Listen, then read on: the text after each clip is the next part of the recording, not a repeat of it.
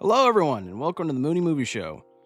Welcome back to our countdown to the 2026 Oscars. We're reviewing all 10 Best Picture nominees, and on this video, we're going to cover Sentimental Value. Sentimental Value is a movie directed by Joachim Trier. I'm sorry if I'm mispronouncing that, man. This is all Norwegian. I don't speak it.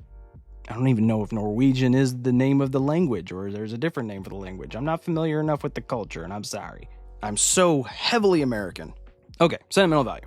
Sisters Nora and Agnes reunite with their estranged father, Gustav, a once renowned director who offers Nora a role in what he hopes will be his comeback film. Nora turns it down, but soon discovers he's given the part to an eager young Hollywood star. The two siblings must now navigate a complicated relationship with Gustav while dealing with an American actress dropped right into the middle of their complex family dynamics. Okay, so one of the hard things about making this video in particular, I've kind of been dreading it because I don't have that much to say about this movie. It's good.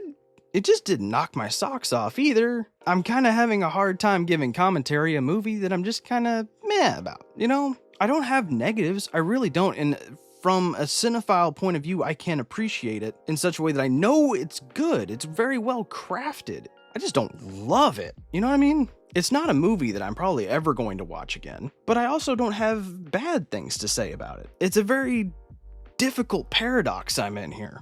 The movie is definitely performance-driven. Stellan Skarsgård, who plays Gustav the dad, kills it. I've been a huge fan of him for a very long time, and he once again proves that he's just an amazing actor, and he's amazing in this. All the performances are very good. The direction is very good. The story is interesting, and there's a lot of family dynamics that I think almost anybody can relate to in some form or another. I just don't know what to tell you guys about this movie, man. I'm really struggling. I dedicated myself to making sure I was going to make a review for all 10 Best Picture nominees, and this one I'm just kind of here on, you know? I don't know if I can recommend watching this movie, unless you are a really big cinephile and you have an appreciation for the craft of filmmaking. Unless you fit that criteria, I don't know if you're going to enjoy this movie. First off, you have to enjoy foreign films because 85% of this movie is not in English. So you got to be able to read subtitles quickly because they do talk fast in this movie. And that's already a pretty big hurdle for some people. Your average movie-going audience is not going to see a foreign film. They're not going to listen to a foreign language for God knows how long and read the movie through subtitles.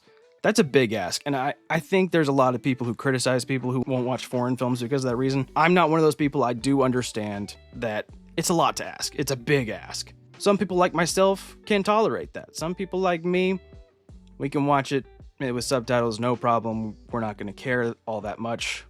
You know, it depends on the day. Sometimes I'm not in the mood. But for the most part, I can appreciate the craft of the film with or without it being spoken in English. This film is in Norwegian, or whatever Norwegians speak. And it's a very art house film. So it's not necessarily for your average movie-going audience. It's beautifully shot. The cinematography is fantastic, especially with a long drawn-out shot near the end of the movie. It's a beautiful looking movie. And the story is really great. I love all the conversations with the daughter and Gustav. And I even really love the conversations with Elle Fanning. Elle Fanning's character, who plays the Hollywood star, she does a great job in this movie. She actually, I think, shows more range in this movie than I think I've ever seen her show. She's got a great performance. I don't have much else to say, man. I'm really trying, guys. I'm trying to give you my thoughts. It's just I don't really have that many. I think when it comes to the Best Picture nominees, this is one you can skip for the most part. And I hate to say that. Like on the Moonface rating, I'm giving this a gibbous. Here, you know, put the thingies up. I'm giving it a gibbous. I like it. It's a good movie. I can definitively say I do think it's a gibbous. It earns a gibbous, but that is through my appreciation for filmmaking, the art. I'm not giving it on enjoyment level.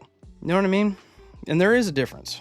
Believe me, there's a difference. There is a certain level of appreciating the art that you develop over time that is separated from your enjoyment of it. If that makes sense. It's hard to describe, man. It really is. But I hope you can try to pick up what I'm putting down. Overall, I can't recommend you watch Sentimental Value unless you are a huge cinephile and you can enjoy a foreign film and get past the subtitles and everything. I do think it's a good movie.